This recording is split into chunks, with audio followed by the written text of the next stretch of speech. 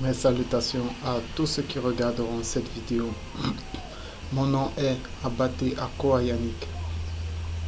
Je viens auprès de vous, chers frères, chères sœurs, en ce moment de grâce que notre Père dans les cieux rend encore possible pour partager avec vous le pain de vie, pour partager avec vous la parole qui est esprit et vie, pour partager avec vous le témoignage de notre Seigneur et Sauveur Jésus-Christ de Nazareth.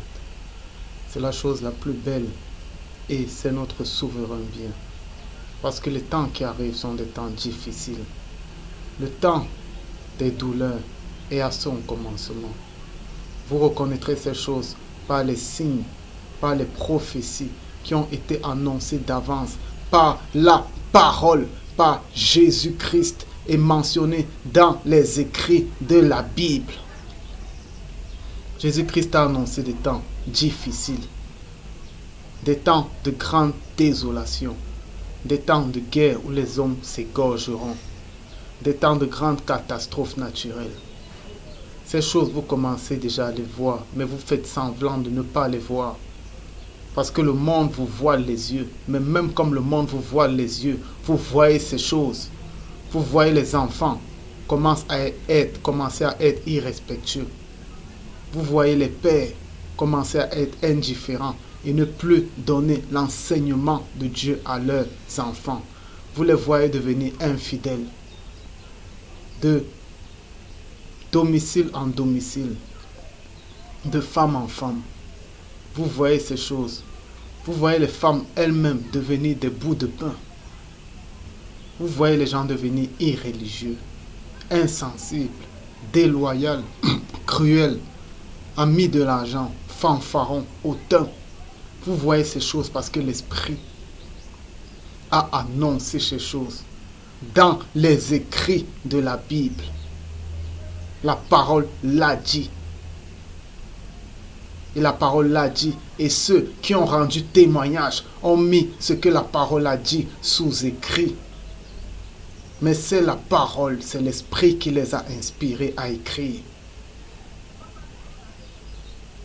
L'Esprit, la parole n'est pas ce qu'ils ont écrit. Mais c'est l'Esprit qui les a inspirés à écrire. Dont la parole, ce n'est pas la Bible. Mais c'est la parole qui a donné vie à la Bible. C'est parce que la parole a inspiré les hommes. Parce que l'Esprit était dans des hommes qu'ils ont écrit. Mais leurs écrits ne sont pas la parole. Parce que leurs écrits tirent leur existence de la parole. La parole est au-dessus de la Bible. Arrêtez de limiter la parole. Aujourd'hui donc nous allons partager. Nous allons nous exhorter. Nous allons nous édifier pour être affermis et pour veiller en ces temps de la fin. Mais avant de commencer, nous allons recommander ce moment à notre Papa, à notre Dieu, à notre Père qui est dans les cieux, qui veille sur nous et qui nous garde sous son ombre protectrice, sans laquelle nous serons voués aux lamentations et au ridicule du malin. C'est par sa grâce, c'est par le bouclier de sa grâce que nous sommes protégés des séquelles de la loi, que nous sommes protégés de la malédiction, parce que nous sommes sous l'esprit de la grâce, nous sommes sous le sang de l'agneau et nous ne craignons aucun mal, nous ne doutons pas, nous n'avons pas peur de l'enfer, nous n'avons pas peur de la condamnation ni du jugement, mais nous sommes dans la joie. La joie non selon les lèvres, mais parce que notre cœur l'éprouve. Parce que l'Esprit, le consolateur, que la parole nous avait promis, nous fait éprouver déjà le royaume des cieux en ce siècle présent, pour que nous le jouissions de lui dans le siècle à venir. Nous allons donc nous recommander à notre Père. Abba Père, Père très saint. En ces temps de la fin, Père très saint, tu ne nous as pas oubliés. En ces temps de la fin, tu as surabondé de ta grâce. En ces temps de la fin, tu opères plus que dans le passé. Tu opères par ta parole et ton esprit travaille jour et nuit pour que les âmes soient sauvées. Mon Dieu, à ce moment précis, nous prions pour que ta grâce surabonde encore et pour que les cœurs des hommes quittent les ténèbres du diable pour la lumière en Jésus-Christ. Au nom de ta parole, nous t'élevons cette doléance, Abba Père, parce qu'à toi, toutes choses sont possibles. Mon Dieu, que ce soit toi qui nous dirige, écrase en nous la chair, mais dirige-nous par ton Esprit Saint. Garde-nous dans la liberté de l'Esprit. Garde-nous dans la liberté du péché. Nous sommes libres du péché, mais nous sommes esclaves de ton esprit de liberté. Mon Dieu, nous voulons rester dans cet esclavage parce que c'est un bel esclavage. Nous voulons rester dans cette prison parce que c'est une prison qui nous donne la joie, qui nous donne la vie. Mon Dieu, nous voulons faire de ton esprit nos délices et cela jusqu'à la fin des temps. Parce que ton esprit nous donne le bonheur et la paix et nous fait ressentir l'amour de notre époux, du plus beau des fils de l'homme, de ta parole, de notre Seigneur Jésus-Christ. Abba Père, pour cette merveille de la grâce, que nous ne comprenons même pas parce qu'elle est au-dessus de nous les hommes. Mon Dieu, nous t'élevons, nous te magnifions. À toi l'adoration, à toi l'honneur et à toi la gloire. D'éternité en éternité, de siècle en siècle, au nom du Seigneur Jésus-Christ de Nazareth. Amen. Aujourd'hui, donc, nous allons partager sur un nouveau thème, à savoir le cœur. Toute la vie, toute la marche chrétienne est basée sur le cœur. Le cœur est plus que ce que la science a montré aux hommes. Le cœur est plus qu'un organe. Le cœur est spirituel. C'est pourquoi dans Ecclésiaste, Salomon, inspiré de l'Esprit Saint, dit que le cœur de l'insensé est à sa gauche, mais le cœur du sage est à sa droite. L'homme physique, l'homme charnel, son cœur est à sa gauche. Parce qu'il est physique, parce qu'il est charnel, parce qu'il connaît le cœur comme les scientifiques le lui ont dit. Mais le cœur du sage est à sa droite. Parce que c'est un cœur spirituel. Il comprend ce que c'est que le cœur. Le cœur, c'est le jardin de Dieu. Le cœur, c'est la demeure de l'esprit. C'est pourquoi la parole, Jésus-Christ nous a dit dans les écrits de veiller sur nos cœurs plus que toute autre chose. La parole nous l'a dit. Jésus-Christ nous l'a dit. Parce que c'est de notre cœur que viennent la vie comme la mort. C'est du cœur que viennent les mauvaises pensées, que viennent les impudicités, que viennent les fruits de la chair. Lorsque le cœur est souillé, cela veut dire que l'esprit est également souillé. Pour comprendre ce que c'est que le cœur dans le spirituel, parce que nous ne parlons pas des choses charnelles, mais nous sommes amenés à parler des choses du royaume céleste, qui sont des choses spirituelles. Et tout ce qui est physique, tout ce qui est charnel, tout ce qui est palpable a été fait par le Père pour nous servir d'édification en vue d'édifier nos esprits pour qu'ils atteignent la perfection. Pour comprendre le mystère du cœur, il faut rentrer dans le temps des choses physiques qui était l'ombre des choses à venir. Il faut rentrer à la loi. Il faut rentrer au temps de Moïse. Au temps de Moïse où Dieu a donné l'âge de l'alliance. Cet âge allait partout où le peuple allait. Dans cet âge se trouvaient trois choses. Cet âge qui était dans la tente d'assignation et qui illustrait la présence de Dieu. C'était l'âge, la demeure de Dieu. Et c'est pourquoi ce n'était pas n'importe qui touchait l'âge. C'était une caste élite. C'était des Lévites qui avaient été destinés au sacerdoce, au service de la tente d'assignation, au service de Dieu, et qui avaient été mis à part comme tribu. Ils n'étaient pas comme toutes les autres tribus, parce qu'ils étaient des sacrificateurs. C'était eux qui portaient l'arche. Dans l'arche, il y avait 3 choses. Il y avait la manne, il y avait la verge d'Aaron, et il y avait les tables de la loi. Ces 3 choses étaient dans l'arche. Mais maintenant, plus le temps évoluait, plus les choses diminuaient. Du temps de Moïse jusqu'au temps où Salomon construit le temple, toujours dans les choses physiques qui étaient l'ombre du spirituel à venir. Lorsque l'âge entre dans le temple de Salomon, il reste une seule chose, à savoir les tables de la loi, les pierres sur lesquelles était inscrite la loi. 2 choses avaient disparu. La manne. Qu'est-ce que la manne avait représenté lorsqu'Israël traversait le désert pour la terre promise? La manne représentait le pain de vie. Mais ce n'était que la préfiguration du véritable pain de vie qui est Jésus-Christ. C'est pourquoi dans l'avancée vers les choses spirituelles, l'avancée vers l'avènement du royaume des cieux, l'avancée vers la manifestation même de la parole de Dieu qui est esprit et vie, il fallait que ces choses qui étaient préfiguratrices disparaissent une par une. La manne a disparu. La verge d'Aaron. La verge d'Aaron symbolisait quoi? Tous les Lévites, étant donné que c'était eux qui étaient chargés du sacerdoce. Leurs anciens, un jour, pour établir qui devait être souverain sacrificateur, se sont réunis. Et tous ont jeté leur verge. La verge, c'est comme un bâton.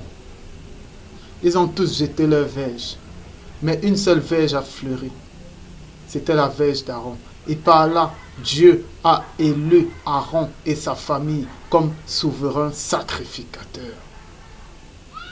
Mais au fil du temps, la verge d'Aaron a également disparu. Et il restait une seule chose dans l'âge. C'était les tables de la loi. Mais les tables de la loi devaient disparaître quand la loi devait être parfaite par la parole, par Jésus-Christ. Que ce soit la Torah, que ce soit les prophètes, que ce soit les lettres. Quand je parle de lettres, il y a des livres qui ne font pas partie des prophètes. Il y a des livres qui ne font pas partie du Pentateuque de Moïse. Comme le livre de Job, Ruth, Esther. Ce sont des livres à part, qu'on peut qualifier de livres, des lettres, dont on les met à part. Mais à part, il y a également la loi. Il y a les livres des prophètes. Mais il y a juste des écrits qui sont à côté et qui sont des lettres. Tous ces écrits, ils ont un seul but, à savoir parler de Christ. Les gens vont parler du christocentrisme. Mais le christocentrisme, Christ c'est la parole. Tout est christocentrisme. La nature est christocentrisme. Notre corps est christocentrisme. Notre conscience est Christo. Tout est Christ. C'est Christ qui nous a créés. La parole a créé le monde, les choses célestes comme les choses spirituelles. Tout a été créé par la parole. Et rien n'a été fait sans la parole. C'est pourquoi tout ça parlait de Christ, sans être Christ. Ces choses ont parlé de Christ sans être Christ. Et tout ces écrits-là, tous ces écrits font partie de la Bible. Quand vous dites que la Bible, c'est la parole de Dieu, vous êtes en train de dire que ces écrits qui ont parlé de la parole de Dieu sont la parole de Dieu. Comment quelque chose qui parle de quelqu'un peut être cette personne? Est-ce que parce que je vous parle de Jésus, est-ce que parce que je vous parle de la parole, je suis la parole? Je ne suis pas la parole, mais la parole m'inspire afin de vous parler d'elle. Mais je ne suis pas la parole. La Bible n'est pas la parole. L'Esprit donne vie à la Bible pour que la Bible vous révèle des choses. Mais la Bible n'est pas l'Esprit. C'est l'Esprit qui donne vie à la Bible. Lorsque vous dites la Bible dit, la Bible ne dit rien. La parole dit au travers des écrits. La Bible ne dit rien. La Bible est morte. Ce sont des écrits. Mais l'Esprit donne vie. L'Esprit donne vie à la lettre. Comprenons et évoluons. Ne nous laissons pas assujettir par la lettre, parce que la lettre tue. Mais l'Esprit vivifie. L'Esprit donne la vie.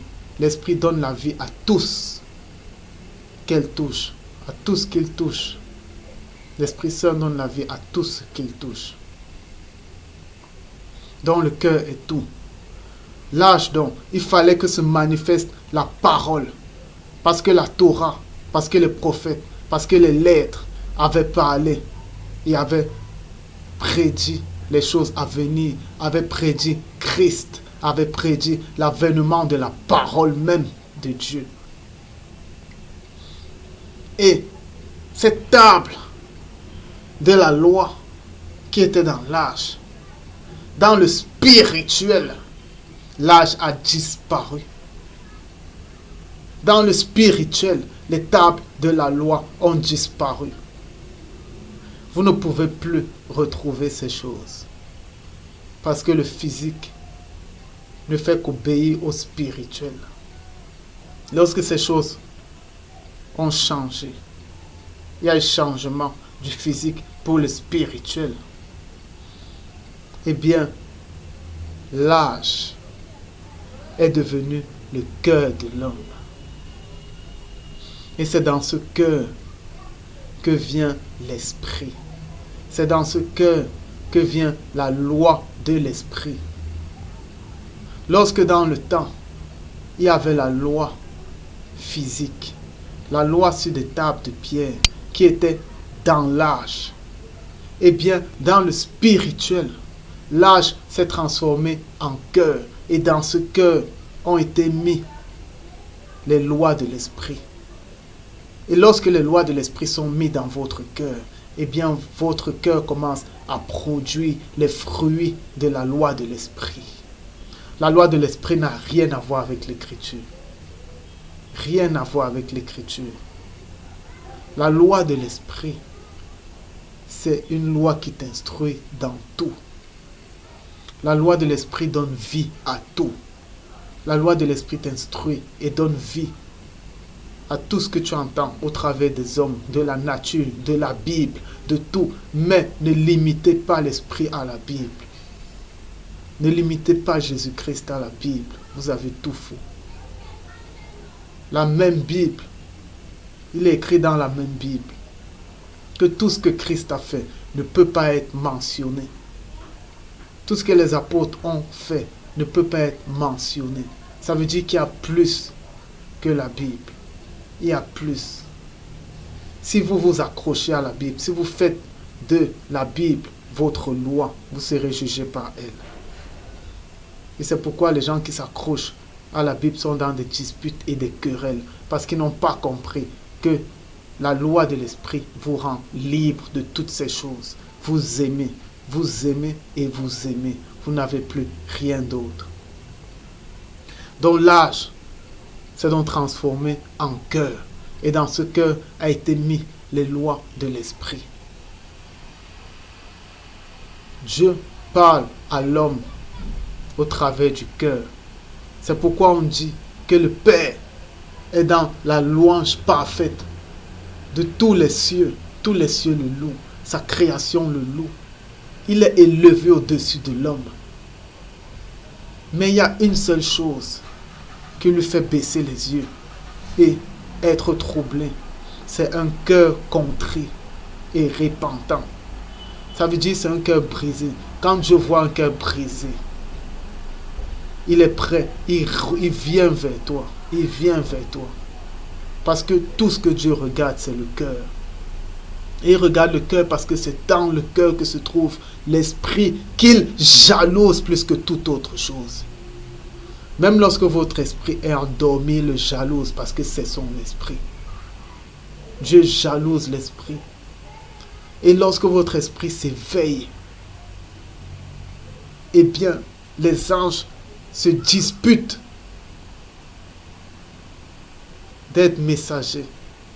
Parce qu'un enfant de Dieu, les anges se disputent d'être avec lui.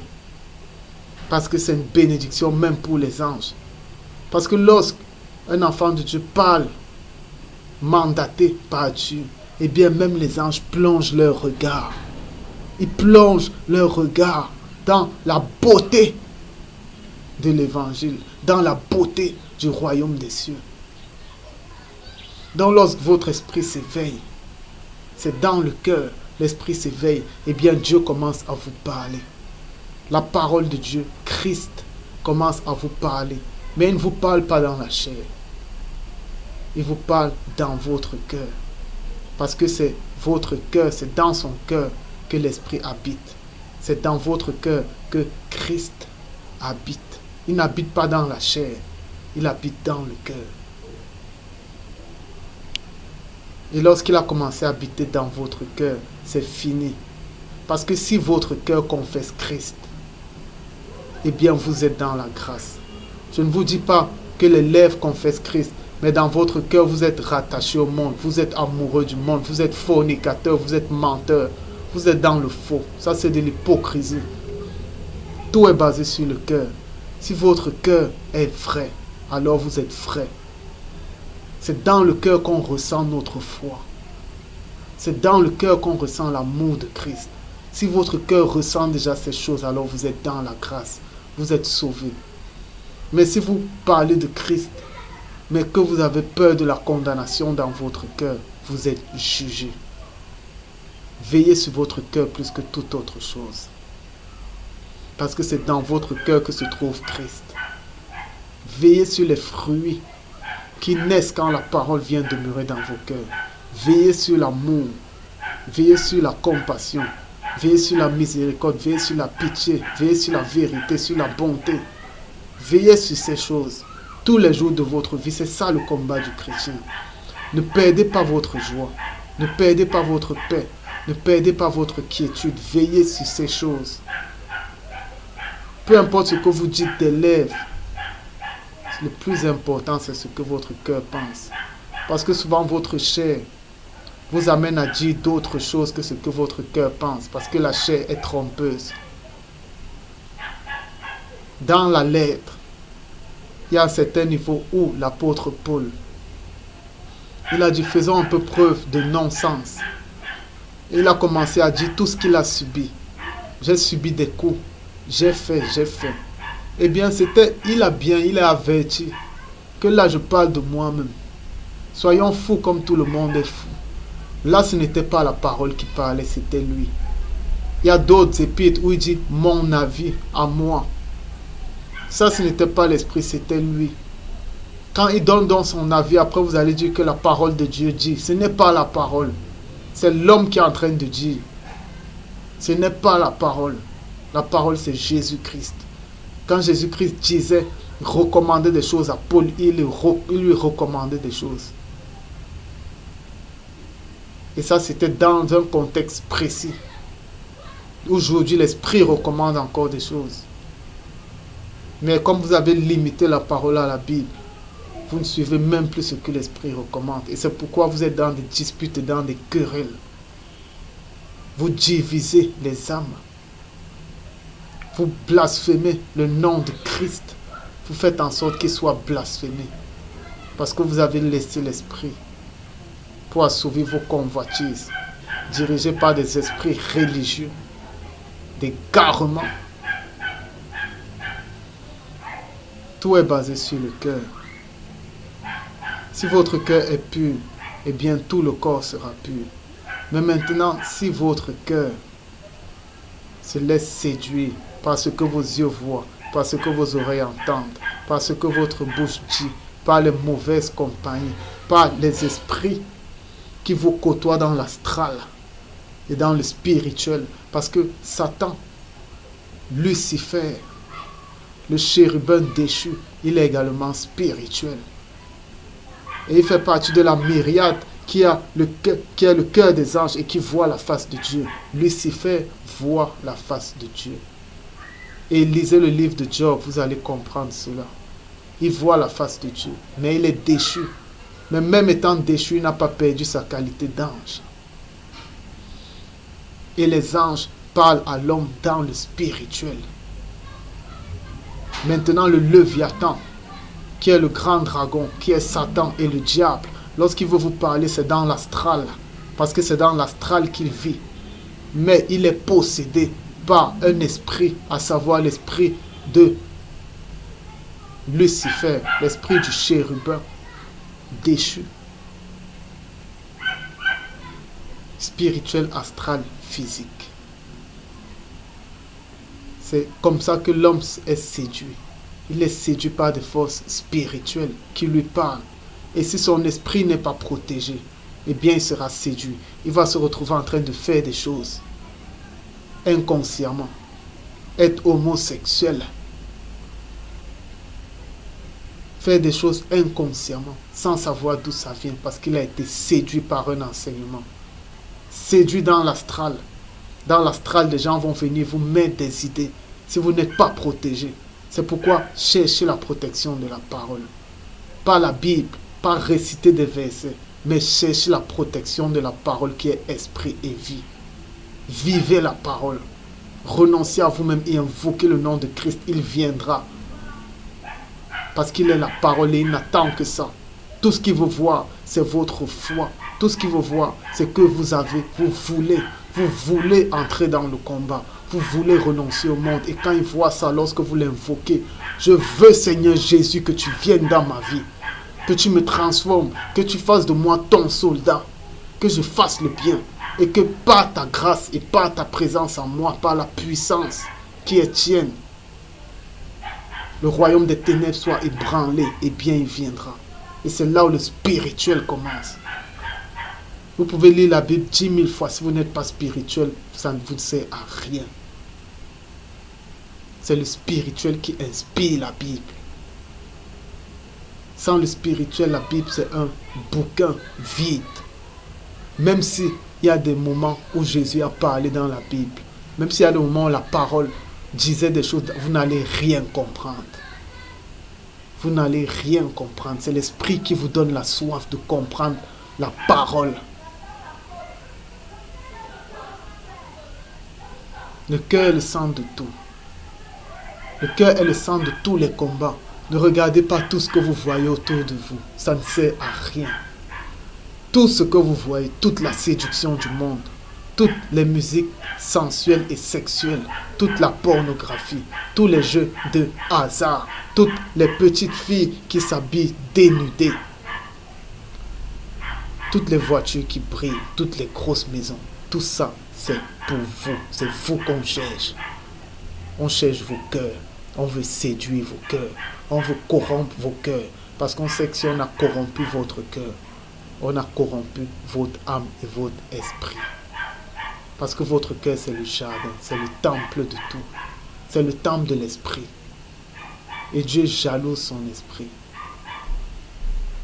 Si votre esprit est souillé, ça veut dire que votre âme est souillée. Et lorsque vous mourrez, lorsque l'esprit que Dieu jalouse rentre à lui, eh bien, si votre esprit a été souillé et qu'il a contaminé votre âme est souillée.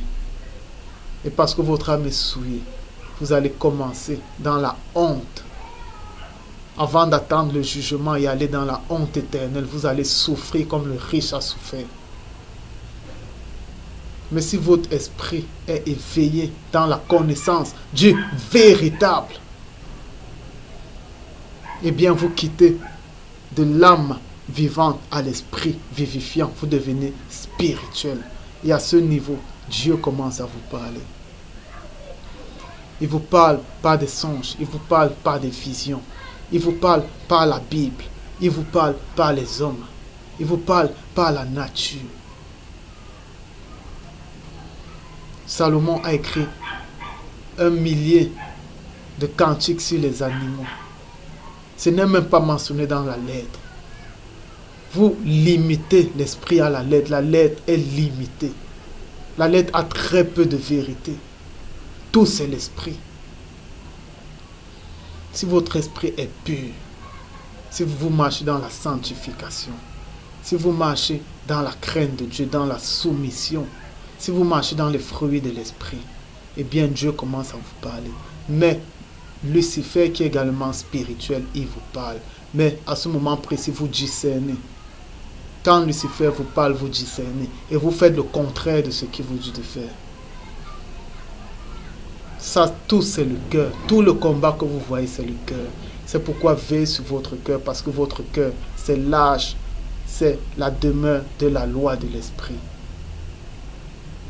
Lorsque vous faites ce qui n'est pas bien, vous attristez l'esprit.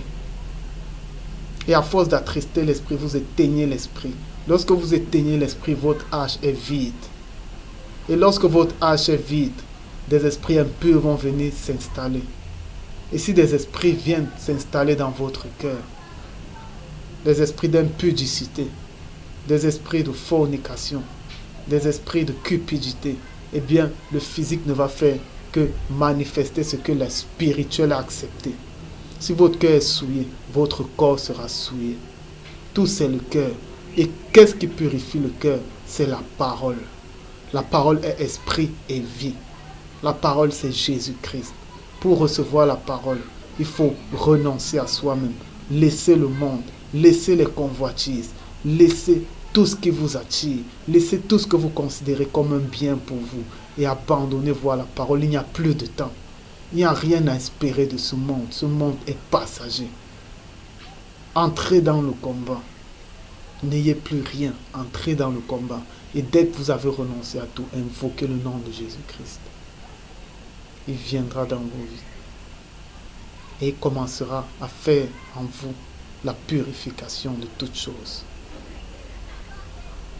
Il produira les fruits de la conversion. Et les gens verront votre changement et seront émerveillés devant ce miracle.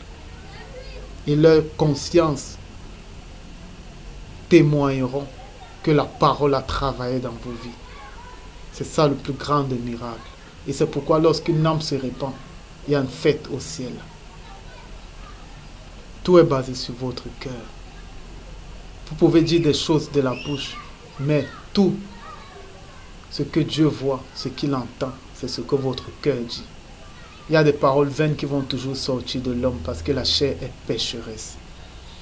Mais le cœur est tout. Les hommes vont te juger sur tes paroles, mais Dieu juge sur ton cœur. Si ton cœur est sincère, si ton cœur est vrai, si ton cœur est honnête, si tout ce que ton cœur veut, c'est l'amour des autres. À savoir, tu ne veux pas être une occasion de scandale pour l'autre. Tu ne vas pas t'habiller en mini-jupe parce que tu vas dire que Dieu regarde au cœur. Dieu veut que tu sois amour. Dieu veut que tu serves d'exemple. Dieu veut que tu sois ta lumière. Alors toi, femme, habille-toi décemment. De telle sorte que cette fille qui s'habille en mini-jupe, lorsqu'elle se voit, elle se pose toujours la question, mais pourquoi cette fille elle est aussi décente? Pourquoi elle est naturelle? Moi, je mets des greffes, je mets des trucs, je mets de l'encre chinoise, je mets des ongles. Pourquoi alors qu'elle est naturelle? Et ça lui va. Elle est pacifique, elle est dans la paix. Pourquoi moi je me détruis? C'est comme ça que le jugement commence. Vous êtes un jugement pour les autres. Dieu regarde au cœur, mais il veut que vous soyez amour pour les autres, que vous soyez un jugement, une mauvaise odeur pour ceux qui ont renié la parole. et que par là, ils reviennent à la parole. Tout c'est le cœur. Veillons sur nos cœurs. Nourrissons nos cœurs de la parole. Éloignons-nous de tout ce qui est souillure, autant dans le spirituel, dans l'astral que dans ce monde et ses convoitises. Ce monde est passager. La beauté de la femme est passagère. La grâce est passagère. Mais seule la crainte de Dieu vaut la peine. Tout c'est le cœur. Lorsque vous dormez, lorsque vous vous apprêtez à dormir, veillez à ce que votre cœur produise les fruits de l'esprit, qui n'ont aucune amertume, qui n'ont aucune haine, qui n'ont aucune colère. Et lorsque vous vous levez le matin, consultez votre cœur, s'il est en paix, s'il a les fruits de l'esprit. Parce que si votre cœur a les fruits de l'esprit, ça veut dire que vous êtes connecté au Père des esprits et au Père de l'Esprit Saint. Vous êtes connecté. Mais si votre cœur produit déjà la chair, eh bien, faites tout pour enlever cette chair. Mettez-vous en prière et demandez à Dieu d'enlever les fruits de la chair qui veulent germer dans le jardin de Dieu. Parce qu'il n'y a aucun partage entre les deux. Veillons sur nos cœurs. Tout le combat qui se passe, c'est le combat du cœur. Parce que si votre cœur est souillé, si le jardin commence à avoir de l'ivraie, également votre âme et votre esprit se souillent. Se souillent. Et le physique ne va faire que manifester votre souillure. Veillez à ce que vous regardez, ce que vous entendez, vos compagnies. Fuyez les souillures, fuyez les mauvaises compagnies. Faites tout pour que votre cœur reste pur, reste saint. Parce que c'est ceux qui auront le cœur pur, ceux qui auront les cœurs humbles, les cœurs toujours brisés devant notre Dieu, qui hériteront du royaume des cieux. J'en ai fini avec cet enseignement. J'espère qu'il a pu édifier plus d'un. Abba Père, Père très saint, toi notre Seigneur, toi notre Dieu, toi qui es au-dessus de toutes choses, au-dessus même de ta parole, au-dessus de Jésus-Christ. Père très saint, en ce moment de ta grâce que tu rends encore possible,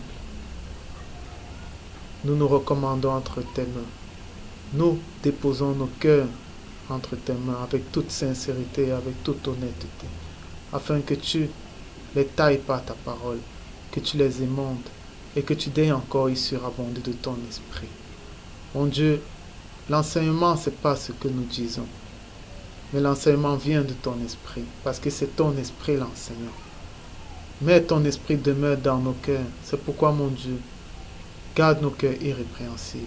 Garde-les dans ta sainteté, pour qu'en toute chose que nous fassions, que l'Esprit Saint se réjouisse dans son temple, dans l'âge de l'alliance que tu as fait en nous, que tu as créé en nous, par la grâce dans laquelle tu nous as fait entrer par Jésus-Christ. Père très saint, à toi le roi des siècles, à toi le seul Dieu, soit l'adoration, soit l'honneur et la gloire d'éternité en éternité et de siècle en siècle, au nom de ta parole, au nom du Seigneur Jésus-Christ de Nazareth. Amen. Shalom.